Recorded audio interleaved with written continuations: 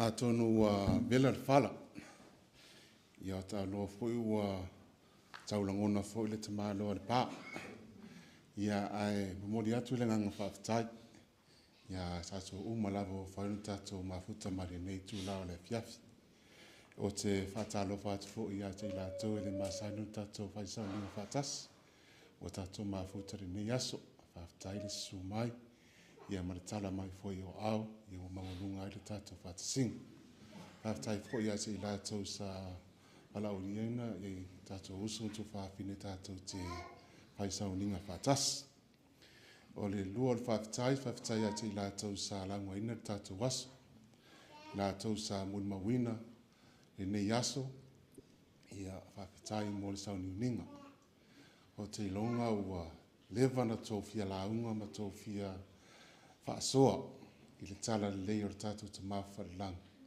i le faaogāina o le tatou lava gagana ia lea ua maua lenei avanoa faafetai mo upu faalaʻiʻau a le gata lea le tamamatua ia le upu foʻi safofogaina auā se tatou ai i lenei foʻi aso ia o te masalo o lea ua uma ona faailo ma faalau iloa foʻi le savali o le aso tauana ou faapapii atu iai ma o mulimauina i le moni ma le faamaoni o savali pei ona tuuina atu ia o le a lē toe umi la se faamatalaga ai tauina ou a faapea atu o te faafetai i le avanoa o fainu tatou maua ae le gata i lea o i latou o lo fai ona faatasi mai i nisi vaega o le tatou steiki ia pei o Pakulutha, Dunedin ia ma Invercargill o fainu tatou mafuta lenei afiafi o le faamoemoega o nei sauniga faapenei ina fai ona maua le avanoa tatou te faasoa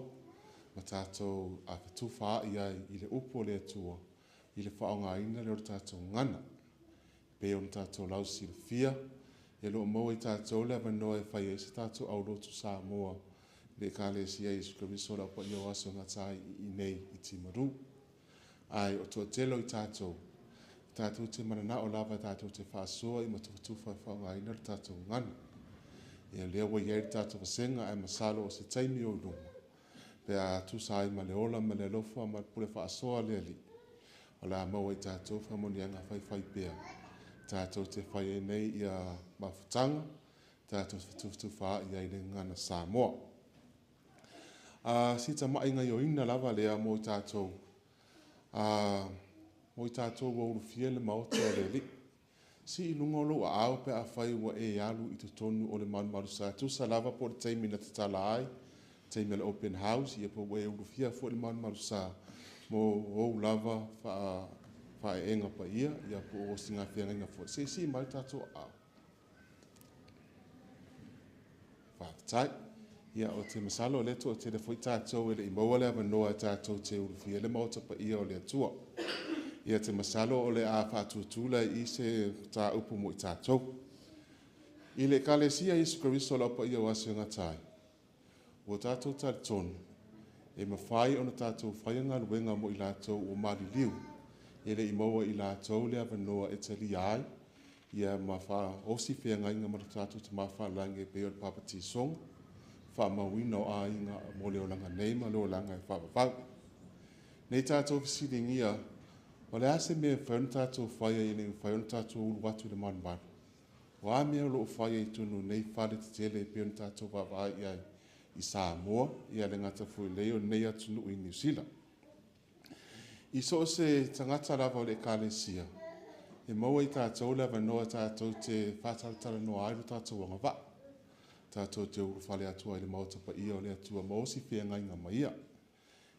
e ai fesili e fesiligia o le mea moni e lē faapea ina se iloga lava ua e saʻo atoʻatoa ma e tausi atoʻatoa poloaʻiga i se lau pasena ona e ulufia le maota le paia o le atua e leai i sesē lenā manatu ona o i tatou uma lava o tagata e tofu i tatou ma aleu ma sesē i le telo taimi a o le ekalesia ua faatulagaina ni vaega i tatau ona tatou ausia ina e mafai faalia atu le tatou agavaa ina ia mafai ona tatou ulufia le maota paia o le alii o le faamoemoega a tatou ausia le atulaga ua tātou la talata e whainu tātou o si whia ngai ngama tātou tino atu le tamā o le langa. Ua tātou saunia e whaatu puina o le tātou whaatu tua. Tātou se whaie nei mea po nei o si nā whia ngai. I le avea la o ma soso ane le pristine. O te maua le avanoa o te whātaratara noa ai ma uso ma tō whaafine po i lātou o saungi atu e uwhia le maota pa ia o le li. Mo i tātou o umano uwhia le maota pa ia o le li. Ia masalo na o sina toi wha manatu atu. Le tā ua o fesili e fesilingi ai i tātou. Ai tātou te le mawaina le pepa manmalu e uwhia le maota pa ia o le li. O le fesili mua lava. E whai mai, e iai sau whaatutua ma sau mo le mau i le atua, le ta maa whawawau, o lona alo o Yesu Keriso, ma le anganga pa ia. O iyo whai loa mai le tare tonunga ma maututua o le kalesia, ma tau te tare tonu, i le atua le ta maa whawawau, o lona alo o Yesu Keriso, ma le anganga pa ia. O se tasi o le fesili so so i atu iai whai mai, e iai sau mo le mau, i le tongi ola a Yesu Keriso, malana matafa ioi, i le evea ai, ma au whaaola, ma tongi ola. Ia tātou te tari tonu, ua maliu, i le li whaola, i le whainu whaola ina i tātou. Ia o leisi fesidi. E iai sau mo le mau i le toi fuata ina o le tala le lei a Yesu Keriso. Ma tau te tari tonu ua toi fuata ina le kālesia a Yesu Keriso, lau pa ia wasanga tai, i lona ato toa i nei o nasu. Ia o e sau ona i tātou mo le mau, ni e whainu tātou le fia ene maota pa ia le li. O se tasi o fesili, whai mai, e te langolongo ina le prestene o le kālesia Yesu Keriso la pa ia wasanga tai, o le perafeta, tangata wā ai, matali whaalinga, ma ua nao ia lava le tangase le laulangi, whaatanga ina, e whaonga inga ki umo le pristua. O i tātou te ilo ai, o le atua, e tu maulo nā lofa i nā aso i teimi o le tuspa ia, whapena nei fo i o naso. E tu ina mai, whaau whaalinga, ina i e whainu taita ina i tātou o lana whanau. O i e whailoa mai ai lea lofa o le atua, ia i tātou uma. Awa ana le whaaua ia whaalinga, ia ma ia whatonunga tu ina mai pēa e le atua ia te tātou i o lawa leo tātou lava vaitai. Longo wina o whaau au le atua na o taimi o tea. Ia o le solo ia se perfecta soifua le li. Ma tau te tātonu o ia le na te maua whaalinga. Mo le kāle si au i nei o naso. Ia ona so e whare ma lesi fesili. A tātou tari tonu lo ia se perfecta. Tātou te langolango ina tātou taitai. Taitai i whare steiki. Taitai i whare wārota pe o tātou wārota i nei Timaru. Ia po so se taitai lava i so se vasenga po se mata ausilali i te tono le kālesia. Ona fesilingia loa lea o nisi o tātou angawaa, pei o tātou wola mama, tu sam tu la fono tu na mai le kālesia. O se tasi o fesili, e whaataua ina lea so, masalo o loa moa lea manoa tātou te mafuta le sāpati, e whailoa toiro tātou tausia o le sāpati whamai, o e tauivi e tausia le pa i o le sāpati, i le ainga ma le lotu. A wai sauninga. Saunia ma tau mafa ma le anga waa i le wha mantunga. Ma soifua i lo o langa i aonga tusa ma tu la fono ma poloa inga o le tala le.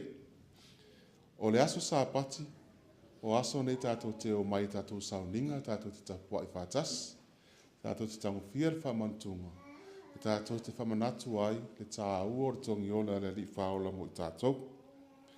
O se tasi o mea e te tau ona tātou mana tua, e na i whaen tātou wha sauni uni tātou e urufia le mauta pa ia o le ri.